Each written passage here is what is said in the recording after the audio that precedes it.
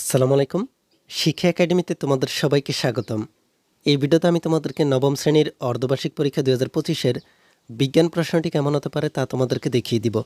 চলো তাহলে আমরা নবম শ্রেণীর বিজ্ঞান প্রশ্নটিকে দেখে নিই। তোমরা দেখতে পাচ্ছ এই বিজ্ঞান বিষয়ের বিষয়কোড হচ্ছে ১২৭। তোমাদের এই পরীক্ষাটির জন্য সময় দেওয়া হবে ২ ঘন্টা ৩০ মিনিট। পূর্ণমান হচ্ছে ৭০, বাকি ৩০ নম্বর হচ্ছে বহু নির্বাচনী প্রশ্ন। তোমাদেরকে এখানে প্রথমে দেওয়া হয়েছে সৃজনশীল প্রশ্ন। এখানে তোমাদেরকে বলে দেওয়া হয়েছে যে কোনো ৫টি প্রশ্নের উত্তর দাও। ১ নম্বরের এই প্রশ্নে তোমাদেরকে এখানে একটা উদ্দীপক দেওয়া হয়েছে। এই উদ্দীপকটি হচ্ছে খাদ্য পিরামিড।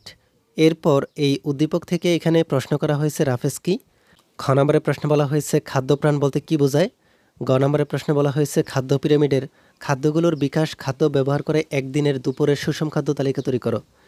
ঘ নম্বরের প্রশ্নে বলা হয়েছে ডিচিনিত খাদ্য উপাদানটি গুরুত্বপূর্ণ কেন, বিশ্লেষণ করো। তাহলে তোমাদেরকে এখানে ১ নম্বরে একটি সৃজনশীল প্রশ্ন দেওয়া হয়েছে তোমাদের বই থেকে। এরপর ২ নম্বরের আরও একটি প্রশ্ন দেওয়া হয়েছে। এই প্রশ্নের উদ্দীপকে বলা হয়েছে সুমির উচ্চতা ১.৬ মিটার, ওজন ৬৪ কেজি। সে ডাল, আলু, খোসা সমেত টাটকা ফল এবং শাকসবজি খেতে পছন্দ করে। এই উদ্দীপকের মাধ্যমে তোমাদেরকে এখানে আরও একটি প্রশ্ন করা হয়েছে ক, খ, গ, ঘ দিয়ে।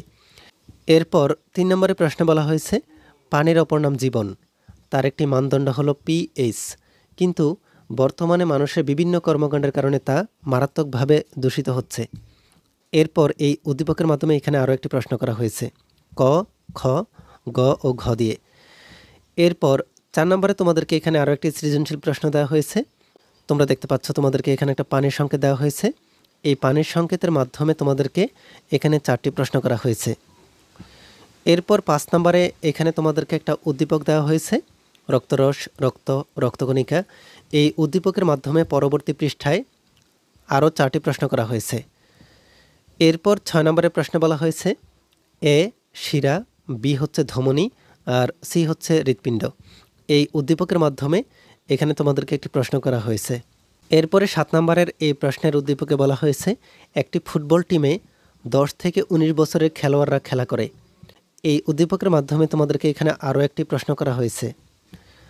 ৮ নম্বরের প্রশ্নে তোমাদেরকে এখানে আরও একটি উদ্দীপক দেওয়া হয়েছে। এই উদ্দীপকের মাধ্যমে তোমাদেরকে এখানে প্রশ্ন করা হয়েছে। এরপর তোমাদেরকে এই প্রশ্নের সংক্ষিপ্ত উত্তর প্রশ্ন দেওয়া হয়েছে। সংক্ষিপ্ত উত্তর প্রশ্ন হচ্ছে মোট 15টি। এই 15টি থেকে তোমাদেরকে যে কোনো 10টি প্রশ্নের উত্তর দিতে হবে।